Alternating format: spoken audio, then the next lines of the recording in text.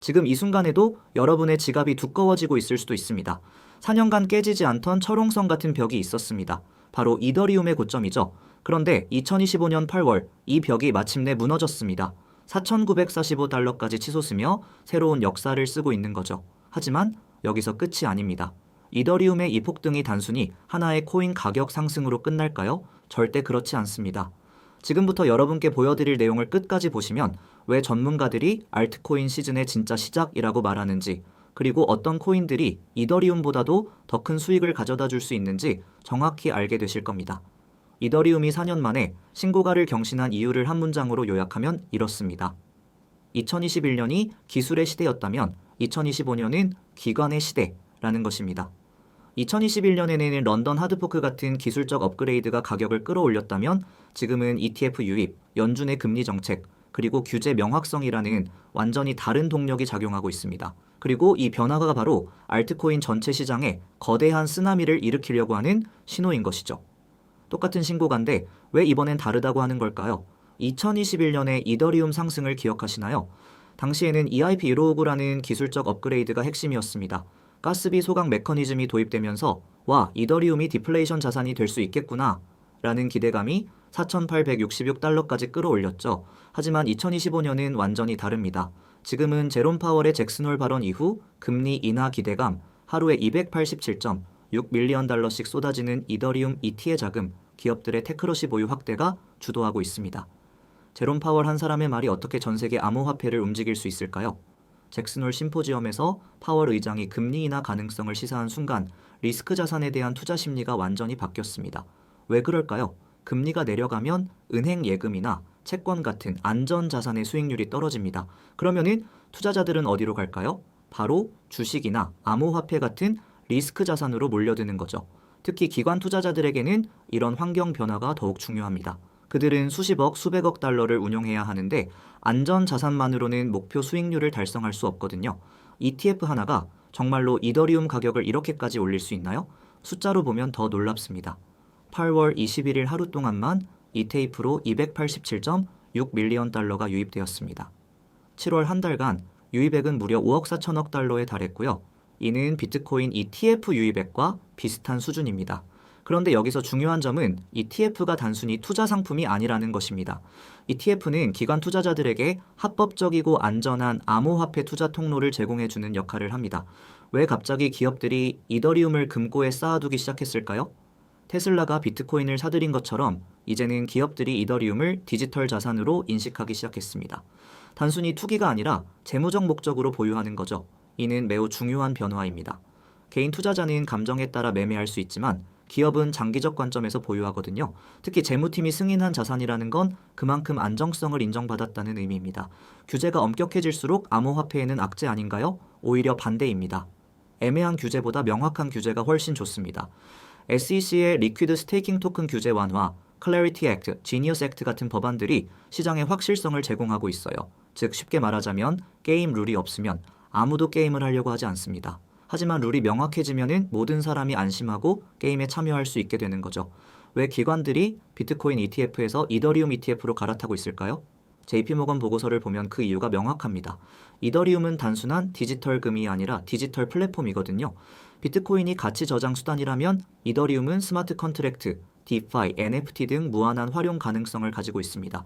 기관 입장에서는 성장성이 더 높다고 보는 거죠. 또한 스테이킹 승인, ITF 구조의 유연성 등 기술적 우위도 이더리에 유리하게 작용하고 있습니다. 연준의 금리 정책이 정말로 계속 암호화폐에 유리할까요?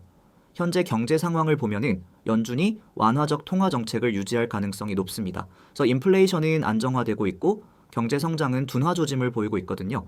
이런 환경에서는 리스크 자산에 대한 선호가 계속될 것으로 예상됩니다. 특히 기관 투자자들에게는 목표 수익률 달성을 위해 대안 투자가 필수적인 상황이에요. 기술적 업그레이드가 가격에 정말로 영향을 줄 수 있을까요? 2025년 중반에 예정된 피크라 업그레이드는 스마트 계약 지갑 기능을 대폭 강화합니다. 이는 단순한 기능 개선이 아니라 사용자 경험의 혁신을 의미해요.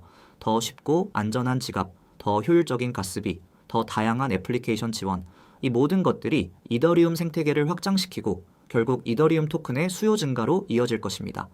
이더리움이 정말로 또 다른 신고가를 만들 수 있을까요? 기술적으로 보면은 현재 RSI에 bearish divergence가 나타나고 있어 단기 조정 가능성이 있습니다. 4,400에서 4,450달러 구간이 핵심 지지선이 될 것으로 보여요. 하지만 50주 이동평균선을 재돌파한다면 장기 랠리의 신호일 수 있습니다. 일부 분석가들은 10,000달러까지도 가능성을 제기하고 있어요. 이더리움 상승이 정말로 알트코인 전체를 끌어올릴까요? 역사적으로 이더리움 랠리는 알트코인 시즌의 시작을 알리는 신호였습니다. 왜 그럴까요? 이더리움은 알트코인 생태계의 기축통화 역할을 하기 때문이에요. 특히 지금은 이 TF를 통한 대규모 자금 유입이 있어서 이 자금이 스피로버 효과를 통해 다른 알트코인들로 확산될 가능성이 매우 높습니다. 수많은 알트코인 중에서 왜 이 세 개를 주목해야 할까요? XRP, BNB, 트론은 모두 강력한 펀더멘털을 가지고 있습니다. XRP는 국제 송금 시장에서의 실용성, BNB는 바이낸스 생태계의 확장, TRO는 높은 TPS와 저렴한 수수료가 강점이에요. 특히 기관 채택, 규제 명확성, 유동성 증가라는 세 가지 요인에서 모두 유리한 포지션을 차지하고 있습니다. 이더리움이라는 큰 파도가 일면서 이미 준비된 서핑보드, 견고한 프로젝트들이 그 파도를 타고 더 높이 올라가는 상황인 거죠. 솔라나가 이더리움 상승의 최대 수혜자가 될 수 있을까요? 솔라나는 이더리움 킬러라고 불리지만 실제로는 상호 보완적 관계입니다. 이더리움이 상승하면 전체 스마트 컨트랙트 플랫폼에 대한 관심이 높아져서 솔라나에도 긍정적인 영향을 미쳐요. 특히 솔라나의 높은 처리 속도와 낮은 수수료는 디파이 NFT 게임 분야에서 강력한 경쟁력을 가지고 있습니다. 레이어 2 솔루션이 정말로 이더리움만큼 중요할까요? 아비트룸은 이더리움의 확장성 문제를 해결하는 핵심 솔루션입니다. 이더리움이 강해질수록 더 많은 거래가 몰리고 이는 곧 레이어 2의 필요성을 증가시켜요. 현재 TBL과 DAP 수에서 압도적인 1위를 차지하고 있어서 이더리움 랠리 이후 자금이 가장 빠르게 유입될 가능성이 높습니다. 이더리움이라는 메인 고속도로가 막히면은 사람들은 자연스럽게 잘 닦인 우회도로 아비트룸을 이용하게 되는 거죠. 밈코인도 진짜 투자 가치가 있을까요? 스마트 머니들이 이더리움 랠리가 주춤할 때를 노려 도제코인, 리틀페페 같은 밈코인에 주목하고 있습니다. 특히 리틀페페는 단순 밈을 넘어 디파이 기능을 확장하고 있어서 밈의 재미와 실용성을 동시에 갖춘 프로젝트로 평가받고 있어요. 새로운 기술이 정말로 기존 코인들을 뛰어넘을 수 있을까요? 수는 BEM 구조로 높은 처리 속도를 자랑하고 비트코인 기반 데이피라는 새로운 영역을 개척하고 있습니다. 스텔라는 ISO 2022 표준을 준수해서 기관 금융과의 연계 가능성이 매우 높아요. 규제가 명확해질수록 더 큰 혜택을 받을 것으로 예상됩니다. 이런 상황에서 어떻게 현명하게 투자해야 할까요? 첫째, 분산 투자가 핵심입니다. 이더리움 상승이 확실해 보여도 한 바구니에 모든 달걀을 담지 마세요. 둘째, 각 알트코인의 펀더멘털을 정확히 파악하세요. 단순히 가격 움직임만 보고 투자하면 큰 손실을 볼 수 있어요. 셋째, 리스크 관리를 철저히 하세요. 상승장에서도 조정은 언제든 올 수 있습니다. 자, 이제 진짜 중요한 이야기를 해볼까요? 지금까지 팩트와 데이터로 이야기했지만 마지막은 제 개인적인 뇌피셜로 마무리하겠습니다. 제가 보기에 지금 우리는 암호화폐 역사상 가장 큰 패러다임 시프트의 초입에 서 있습니다. 2017년이 개인 투자자의 시대였고 2021년이 기술 발전의 시대였다면 2025년은 기관과 정부가 합류하는 시대입니다. 이더리움 4,945달러는 시작일 뿐입니다.